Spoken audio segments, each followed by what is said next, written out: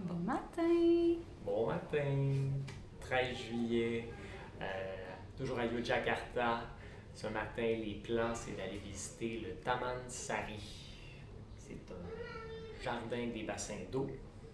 Après ça, peut-être aller au musée, il y a un drôle de nom, hein?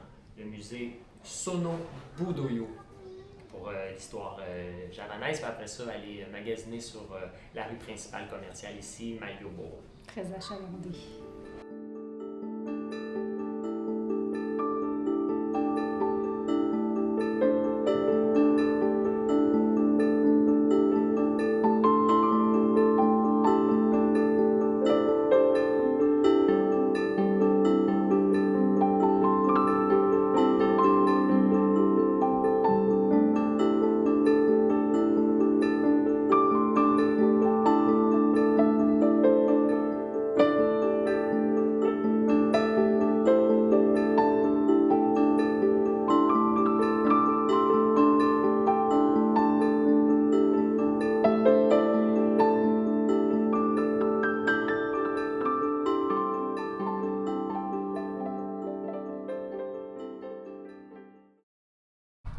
Près du Taman Sari, c'est un super beau quartier, coloré avec beaucoup de street art.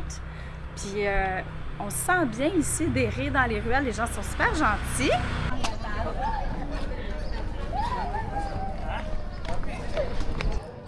Deuxième plan de la journée qu'on pensait pas faire, c'est le Keraton, qui est le palais royal qui est encore habité. On pensait que c'était fermé parce que Google nous disait que c'était fermé, mais tout le monde à qui on a parlé nous ont dit non, c'est ouvert, allez-y, c'est par là. On va aller visiter.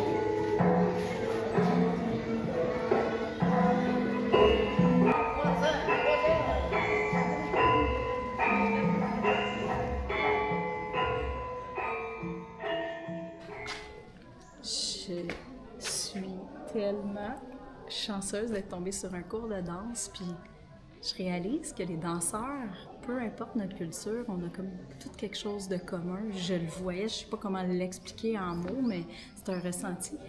Et les profs, vu que je suis les deux, les profs, je le regardais, puis on se ressemblait un peu hein, dans la façon de corriger, puis tout ça. Puis je trouve ça vraiment intéressant. Puis la danse classique de Java, je trouve que ça ressemble beaucoup à ma danse classique avec l'en-dehors, les pieds pointés, le déroulé du pied, la posture. Donc je trouvais ça vraiment intéressant. Je serais restée toute la journée, mais c'était fini. C'est une danse de Ramayana, donc reliée à l'histoire de Rama en hindouisme.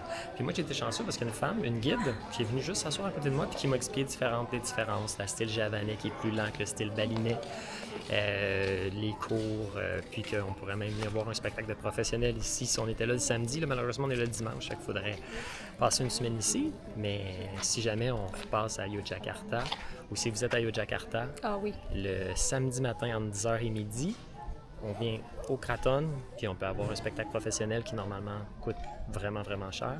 Puis sinon, il y a des cours le dimanche matin. Le matin, c'est les filles, 10 à midi, puis après ça, c'est les garçons. Fait que quand même de détails, tout ça avec la guide qui est venue s'asseoir à côté de moi tout à l'heure. C'était vraiment un beau moment.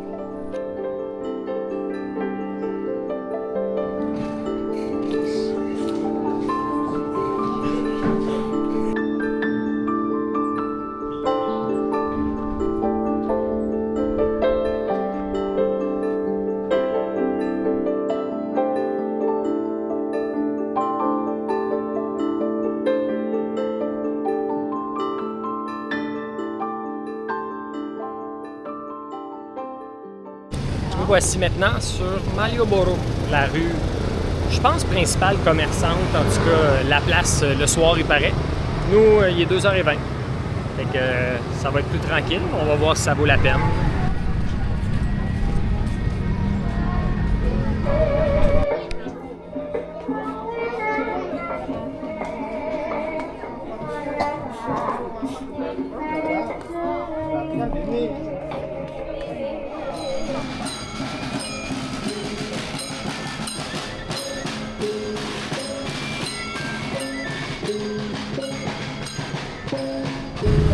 Alors, on est sur l'artère principale de Yogyakarta et on n'a pas le droit de fumer, j'imagine de voler, mais on n'a pas le droit de péter.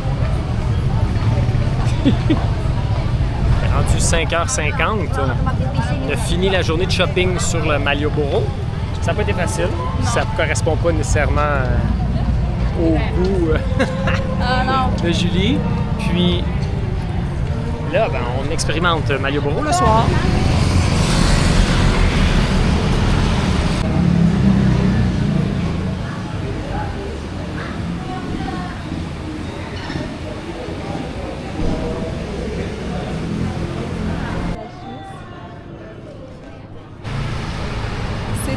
Relax ce soir, rien à voir cette rue-là comparée à tous les autres jours. Puis, ben, c'est dimanche, mais c'est pas pour cette raison-là. En fait, on a appris en parlant à des gens aujourd'hui que c'était congé des étudiants.